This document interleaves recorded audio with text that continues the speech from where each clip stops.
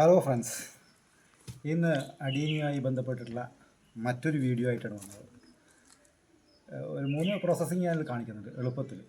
പിന്നെ ഒരു കാര്യം എന്ന് പറയുന്നത്, ഈ അഡീനിയ ചെടികൾ ആദ്യമായി വളർത്താൻ ആഗ്രഹിക്കുന്നവർക്കുള്ള പ്രാഥമിക വിവരങ്ങൾ മാത്രമാണ്. അല്ലാണ്ട് അഡീനിയയോട് എന്നും ഒന്നിച്ച് ജീവിക്കുന്ന ആളുകൾക്കുള്ള ഒരു വീഡിയോ ഒന്നല്ല. അതൊക്കെ ഒരുപാട് കാര്യങ്ങളറിയാം. ഈ അഡീനിയ ചെടിയോടുള്ള പ്രണയമുള്ള ഒരുപാട് ആളുകളുണ്ട്. അപ്പോൾ അവർക്ക് ഇതിനെക്കുറിച്ച് അല്പം ഭയമുണ്ട്. ഇത് വളർത്താൻ ചീഞ്ഞു പോകുന്ന ചെടിയാണോ, അല്ലെങ്കിൽ സെൻസിറ്റീവായിട്ടുള്ള ചെടിയാണല്ലോ, അതുകൊണ്ട്. അപ്പോൾ അങ്ങനെയുള്ള ചെടികൾ വളരെ ആദ്യമായിട്ട് വളർത്താൻ ആഗ്രഹിക്കുന്ന ചിലർക്ക് വേണ്ടിയുള്ള ഒരു വീഡിയോ മാത്രമായി കണ്ടാൽ മതി. അപ്പോൾ അതിൽ ആദ്യം ഞാൻ ഉദ്ദേശിക്കുന്നത്, ഇത്രയും ചെടികൾ, ഇതിപ്പോൾ 10ഓളം ചെടികൾ ഞാൻ ഇന്നലെ സ്ഥലത്ത് കണ്ടപ്പോൾ വാങ്ങിച്ചതാണ്. എനിക്കിത് എവിടെ കണ്ടാലും ഞാൻ എന്തെങ്കിലും വാങ്ങിച്ചു, അങ്ങനെയാണ്. അങ്ങനെ 10ഓളം ചെടികൾ എനിക്ക് കിട്ടിയിട്ടുണ്ട്. ഇത് കേവലം 5-6 മാസം പ്രായമുള്ള ചെടികൾ വലിയ ട്രേയിലാക്കിയിട്ട് കൊണ്ടുവന്നപ്പോൾ ഞാൻ കണ്ട് വാങ്ങിച്ചിട്ടുള്ളതാണ്. ഇത് സാധാരണയായിട്ട് വേറെ ഇപ്പോൾ ഒന്നും ചെയ്യുന്നില്ല, ഒരു സാധാരണ പോട്ടിങ് നടന്നു. ഇതിനെ കുഴിച്ചിട്ടുണ്ട്. ഇത് ഇന്നലെ ഞാൻ വാങ്ങിച്ചിളക്കിയെടുത്തതാണ്, അതുകൊണ്ട് അല്പം ക്ഷീണം പറ്റിയിട്ടുണ്ടാകും. പക്ഷേ കോഡക്സ് ഒന്നും ചെയ്യാനൊന്നും വന്നിട്ടില്ല. അപ്പോൾ ഇത് ഞാനൊന്ന് നടുന്നു. അപ്പോൾ ഇതിനു വേണ്ടി ഞാൻ ഉപയോഗിക്കുന്ന പോട്ടിങ് മിസ്സാണ്. ഇതിൽ വേറെ ഒന്നും ഞാൻ ഉപയോഗിക്കുന്നില്ല. പുഴമണലും അതുപോലെ തന്നെ ചകിരിച്ചോറ് പുതിർത്തി വെച്ച് ക്ലീൻ ചെയ്തെടുത്തതാണ് കേട്ടോ. നേരിട്ടിട്ടുള്ള വെച്ചാറില്ല. മറ്റൊന്ന് അല്പം മേൽമണ്ണ്. മറ്റ് വളങ്ങളൊന്നും തന്നെ ഇതിൽ ചേർക്കുന്നില്ല. കാരണം നമുക്ക് കൊച്ചു ചെടികളാണ്, വളങ്ങളൊന്നും വലിച്ചെടുക്കണമെങ്കിൽ ഇതിൻ്റെ വേരുകളൊക്കെ നിറങ്ങാൻ തുടങ്ങണം. അപ്പോൾ 1-2 ആഴ്ച കഴിയുമ്പോൾ എന്ത് ചെയ്യും, ഈ ഇലകളൊക്കെ, പുതിയ ഇലകളൊക്കെ വരുന്ന സമയത്ത് മാത്രം ലിക്വിഡ് രൂപത്തിൽ നമുക്ക് വളങ്ങൾ കൊടുക്കാം. അപ്പോൾ ഇതൊന്നുമില്ല. ഇതുപോലുള്ള കവറുകളിൽ ഞാൻ പോട്ട് ചെയ്യുന്ന മാത്രമേ ചെയ്യുന്നുള്ളൂ. പോട്ട് ചെയ്യുമ്പോൾ ശ്രദ്ധിക്കാനെന്ന് പറയാൻ ഒന്നുമില്ല. ഇതുപോലെ ഈ പോട്ടിംഗ് മിക്സും ഇതിൽ നടക്കുന്നു. പുതിയ ചെടികൾ വാങ്ങിക്കുന്നവർക്കുള്ള ഒരു ടിപ്പ് മാത്രമാണ്. ഇതുപോലെ ചെടിയെടുത്ത് വേറൊന്നും ചെയ്യുന്നില്ല. ഇതുപോലെയുള്ള ചെടിയെടുത്തിട്ട് ഇതിൽ ഏതാണ്ട് ആ വേര് മൂടുന്ന രീതിയിൽ മാത്രം ചുറ്റും ഈ പോട്ടിംഗ് മിശ്രിതം നിറച്ച്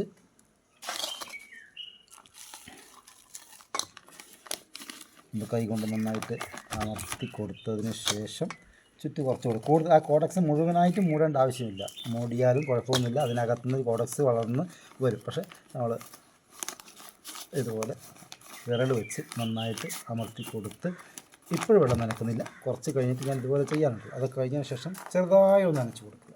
ഇത് തണുത്ത് വെക്കുക. ഒരു 2 ആഴ്ചയോളം തണുത്ത് വെച്ചു കൊടുക്കുക. കാരണം കൊച്ചു ചെടിയാണ്, വളരെ സെൻസിറ്റീവാണ്. അതുകൊണ്ട് തന്നെ വെള്ളം കൂടിപ്പോകാനൊന്നും പാടില്ല. ഇങ്ങനെ അങ്ങോട്ടേക്ക് മാറ്റി വെക്കും. ഇതാണ് ഞാൻ കാണിക്കുന്ന ഒന്നാമത്തെ പ്രോസസ്സ് എന്ന് പറയുന്നത്. അതുപോലെ 10 ചെടികൾ 10 ഞാൻ ചെയ്യുന്നത് ഇപ്പോൾ കാണിക്കുന്നില്ല. പകരം ഞാനത് ചെയ്തതിന് ശേഷം കാണിക്കാം. ഓക്കെ.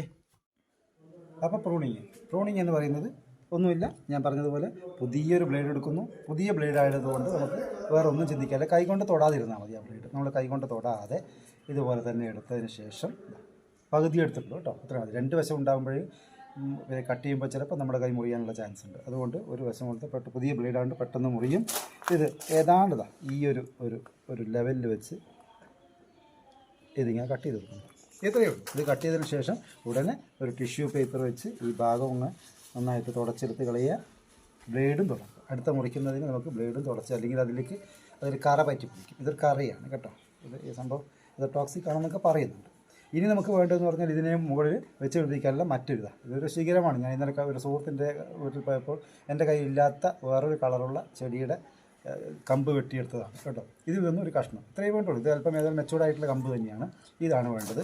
പിന്നെ വേണ്ടതെന്ന് പറയുന്നത് ഇതുപോലുള്ള ഒരു ടേപ്പാണ്. ഇത് നമുക്ക് വാങ്ങിക്കാം കടകളിൽ നിന്ന്. അതായത് നമ്മുടെ ഈ ഇതൊക്കെ വിൽക്കുന്ന കൃഷി സംബന്ധമായ ഉപകരണങ്ങളൊക്കെ വിൽക്കുന്ന കടയിൽ നിന്ന് ഇത് 80 രൂപക്ക് ഞാൻ കൊടുത്തതാണ്. 100 മീറ്ററോളം കാണും. നമുക്ക് അത്രയൊന്നും വേണ്ട. ഏതാണ്ട് ഇത്രയും ഭാഗം മാത്രമേ നമുക്ക് ആവശ്യമുള്ളൂ. ഇതാണ്. പിന്നെ ഇതിപ്പോൾ ഇന്നലെ മുറിച്ച ചെടി ആയതുകൊണ്ട് ഞാനത് എന്ത് ചെയ്യുന്നു, നേരെ കട്ട് ചെയ്തു. ലെവലില്ലെങ്കിൽ ഈ ഭാഗം ലെവൽ ചെയ്യണം. പിന്നെ ശ്രദ്ധിക്കേണ്ടതെന്ന് പറഞ്ഞാൽ ഏതാണ്ട് നമുക്ക് ഒരു 2 നോഡുകൾ, ഈ കമ്പ് വരാനുള്ള പുതിയ തളിര് വരാനുള്ള 2 നോഡുകളുള്ള ഒരു കഷ്ണം മാത്രമേ വേണ്ടൂ. അത് നമുക്ക്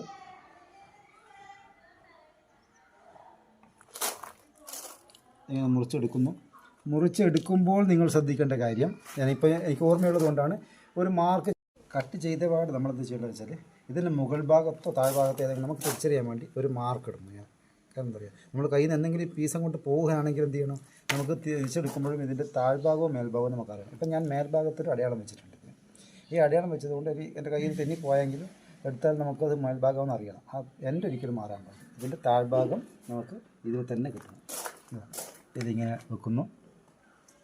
നമ്മൾ നേരത്തെ കട്ട് ചെയ്ത് വെച്ച ടാപ്പ് അമർത്തിയതിന് ശേഷം ഇതൊരു സ്ട്രെച്ചബിൾ ടാപ്പാണ് കേട്ടോ. നമുക്ക് വലിച്ചാൽ അത് നീളും. ശ്രദ്ധാപൂർവം സെൻറ്ററിൽ വെച്ച്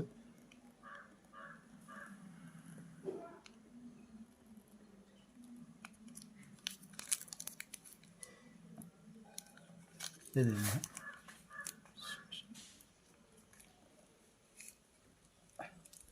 ഇതുപോലെ വലിച്ച് രണ്ട് ഭാഗം നമുക്ക് വലിച്ച് നന്നായി ടൈറ്റായിട്ട് കെട്ടണം കേട്ടോ. അത് ഊരിപ്പോകാൻ പാടില്ല. അതുപോലെ തന്നെ ആ പീസ് മുറിച്ച് കെട്ടണം. ഇതാണ് ശരിക്ക് എന്ത് പറയുന്നത്, നമ്മൾ ഈ ചെയ്യുന്ന ഗ്രാഫ്റ്റിംഗ് എന്ന് പറയുന്ന സംഭവം. ഇങ്ങനെ കെട്ടിയതിന് ശേഷം ഇപ്പോൾ നന്നായി ടൈറ്റ് ആയിട്ടുണ്ട്. ജസ്റ്റ് ഒന്ന് നന്നായിട്ടൊന്ന് അമർത്തി കുറച്ച് സെക്കൻഡുകൾ അവിടെ പിടിക്കുക. അതിനുശേഷം ഇതിങ്ങനെ മാറ്റി വെച്ച് ഒരു പ്ലാസ്റ്റിക് കവർ കൊണ്ടൊന്ന് മൂടിക്കളയുക. എൻ്റെ കയ്യിൽ പ്ലാസ്റ്റിക് കവർ എടുത്ത് വെച്ചതില്ല. മൂടിയിട്ട് അവിടെ വെക്കുക. ഒരാഴ്ച കഴിയുമ്പോൾ തന്നെ നമുക്കറിയും. വേണമെങ്കിൽ അതൊന്ന് തുറന്ന് നോക്കിയിട്ട് ഇത് ജസ്റ്റ് ഒന്ന് ഞെക്കി നോക്കുമ്പോൾ വല്ലാണ്ട് ചീഞ്ഞ് പോയിട്ടുണ്ടെങ്കിൽ ഞെക്കി പോയിട്ടുണ്ടെങ്കിൽ ഒന്നും ഇടിച്ചിട്ടില്ല എന്നർത്ഥം. പിടിക്കാതിരിക്കുകയൊക്കെ ചെയ്യും കേട്ടോ. അങ്ങനെയാണ് ഇത് അയച്ച് മാറ്റിക്കളയാം. അയച്ച് മാറ്റിയിട്ട് വീണ്ടും നമുക്ക് ഗ്രാഫ്റ്റ് ചെയ്യാം. അല്ലെങ്കിൽ വെറുതെ വിട്ടാലും ഇതിൽ നിന്ന് മുള വന്നിരിക്കും. താഴത്തെ ചെടിയിൽ നിന്ന് മുള വരും. ഈ താഴത്തെ ചെടി നഷ്ടപ്പെട്ടു പോവുകയും ചെയ്യില്ല. അതുകൊണ്ട് പേടിക്കേണ്ട ആവശ്യമൊന്നുമില്ല. അല്ലെങ്കിൽ ഇതിന് വേറെ ഒന്ന് വെച്ച് പിടിപ്പിക്കാം. വെച്ച് പിടിപ്പിക്കുമ്പോൾ മേൽഭാഗം ഒന്നും കൂടി കട്ട് ചെയ്ത് അവിടെ ഒരു കഷ്ണം കൂടി വെച്ച് പിടിപ്പിക്കാം. ഇതിനാണ് ബട്ടൺ ഗ്രാഫ്റ്റിംഗ് എന്ന് പറയുന്നത്. ഇത് മിക്കവാറും വിജയിക്കും. ആദ്യമൊക്കെ എനിക്ക് വിജയിക്കാറുണ്ടായിരുന്നില്ല. ഇപ്പോഴും ഞാൻ ചെയ്യുന്നതിൽ ഒരു 10 ചെടി ചെയ്താൽ ഒരു 8 എനിക്ക് വയ്ക്കാം. ചില കാരണങ്ങൾ കൊണ്ട് ചില സമയങ്ങളിൽ എന്തായാലും ചീഞ്ഞൊക്കെ പോകാറുണ്ട്. മറ്റേതാ ഇത് ഞാൻ നേരത്തെയുള്ള ചെടികളിൽ നിന്ന് കട്ട് ചെയ്തെടുത്ത കമ്പാണ്. ഇതിനൊരു കോഡക്സ് ഒന്നും കാണില്ല. പക്ഷേ പെട്ടെന്ന് പൂടും വിത്തുണ്ട്. ഇതാണ് എൻ്റെ ഒരു അനുഭവത്തിൽ മനസ്സിലായതാണ്. പെട്ടെന്ന് പൂടാൻ ചാൻസുണ്ട്, വിത്തുണ്ട്. അപ്പോൾ ഇതും ഞാൻ എന്ത് ചെയ്യുന്നു, പ്രൂൺ ചെയ്യുന്നു. ഇതുപോലെ 2 ഭാഗവും പ്രൂൺ ചെയ്യും കേട്ടോ. എന്നിട്ട് എന്ത് ചെയ്യുമെന്ന് പറഞ്ഞാൽ ഇതിൽ 2 വ്യത്യസ്തമായ കളറുള്ള ചെടികൾ നമുക്ക് എന്ത് ചെയ്യാം, ഗ്രാഫ്റ്റ് ചെയ്ത് പിടിപ്പിക്കാം. അതിനുവേണ്ടി എൻ്റെ കയ്യിൽ വേറെയും പീസുകളുണ്ട്.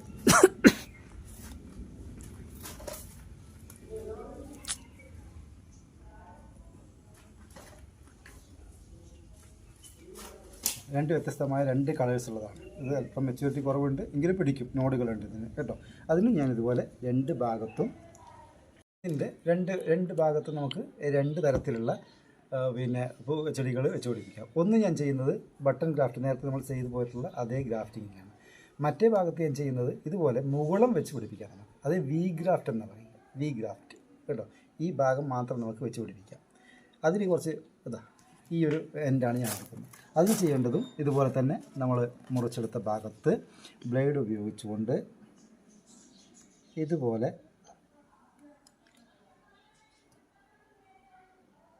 ഇത്രയും ആഴത്തിലും കയറുക.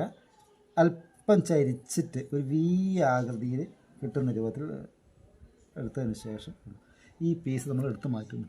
ഇതിനകത്തുള്ള പീസ് നമ്മൾ എടുത്ത് മാറ്റിയതിന് ശേഷം ഇങ്ങനെ പീസ്. എന്നിട്ട് നമുക്കിത് ഇതിൽ നിന്ന് ഞാൻ ഇത്രയും പീസ് എടുക്കുന്നു. ഇതിന് അളവ് നോക്കുക, എത്ര ഇറങ്ങി നിൽക്കാനുണ്ട് എന്നത്. ഒരു പെൻസിൽ ചെത്തുന്ന പോലെ അല്ലെങ്കിൽ ആപ്പ് രൂപത്തിൽ ഇങ്ങനെ ചെത്തിയെടുക്കുന്നു. ഒന്ന് വെച്ച് നോക്കുക, ഈ മുറിവിന് കണക്കായിട്ടാണോ എന്ന്. ഇച്ചിരി കൂടി ആവാം.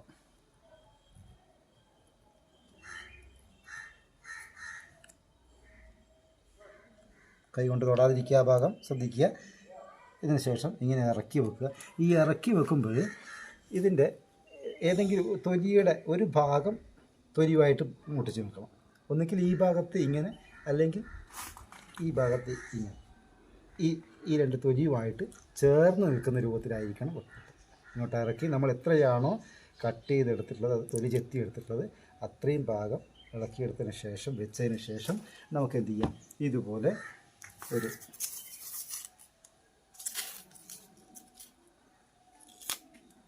ടേപ്പ് എടുത്ത് ഇതിന് അല്പം വീതി കുറഞ്ഞ ടേപ്പായാലും മതി കേട്ടോ. ഇതിങ്ങനെ നന്നായിട്ട് ചുറ്റി കൊടുക്കണം. വെള്ളം കയറാതിരിക്കണം, അതിനുള്ള ചുറ്റലായിരിക്കണം. വെള്ളം നനക്കാതിരിക്കുക എന്നുള്ളതാണ്. വെള്ളം കടക്കൽ മാത്രം നനക്കുക കേട്ടോ.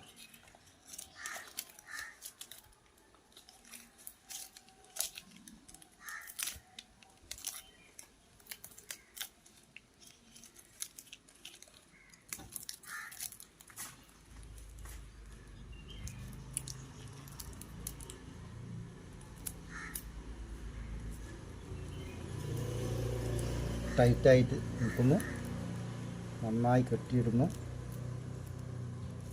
അതിനുശേഷം എന്ത് ചെയ്യണം, ഒരു കവർ. ഞാൻ ഈ ഭാഗത്ത് ചെയ്തത് നേരത്തെ ചെയ്തതുപോലെ ബട്ടൺ ഗ്രാഫ്റ്റിംഗ് ആണ് ചെയ്യുക. അത് നിങ്ങൾ കണ്ടല്ലോ, അതുകൊണ്ട് ഞാനത് കാണിക്കുന്നില്ല. ഇവിടെ ചെയ്തിരിക്കുന്നത് വി ഗ്രാഫ്റ്റിംഗ് ആണ്. ഇങ്ങനെ അതിനുശേഷം ഇതിനെ രണ്ടിനെയും മൂടത്തക്ക രീതിയിൽ ഒരു പ്ലാസ്റ്റിക് കവറിട്ട്, അതായത് ട്രാൻസ്പെറൻറ്റ് കവർ തന്നെ ഇരിക്കണം കേട്ടോ. അതുപോലെ ഇതിൻ്റെ പോലുള്ള ഒരു കവറെടുത്ത് മൂടി ഇവിടെ അടിയിൽ കെട്ടി കൊടുക്കുക. 2 ദിവസത്തേക്ക് വെള്ളം നനക്കണ്ട. 2-3 ദിവസം കഴിഞ്ഞ ശേഷം കടക്കിൽ മാത്രം നനയ്ക്കുക. ഒരിക്കലും ചെടിയുടെ മുകളിലോ ഈ മുകളത്തിലേക്കോ വെള്ളം വരാൻ പാടില്ല. അതുകൊണ്ടാണ് ഈ മഴക്കാലത്തും മഞ്ഞുകാലത്തും ചെയ്യാൻ പാടില്ല എന്ന് പറയുന്നത്.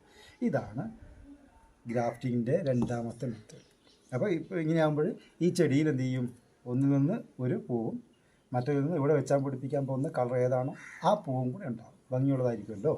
ഇതിന് കടയൊന്നും ഉണ്ടായിരിക്കില്ല. ഇത് കമ്പ് നട്ട ഒരു കഷ്ണമാണ്, അതുകൊണ്ട് വലിയ കടയൊന്നും ഉണ്ടായിരിക്കില്ല. ഇതായിരിക്കും വലിയ കടയായിട്ട് ഉണ്ടാകുന്നത്. അപ്പോൾ ഈ 2 തരത്തിലുള്ള ഗ്രാഫ്റ്റിങ്ങിനെ കുറിച്ചാണ് ഇന്ന് പറയുന്നത്. ഇത് പിന്നെ ആർക്കും എളുപ്പത്തിൽ ചെയ്യാൻ പറ്റാത്തതാണ്. ആദ്യമൊക്കെ ചെറിയ പ്രയാസങ്ങളുണ്ടാകും.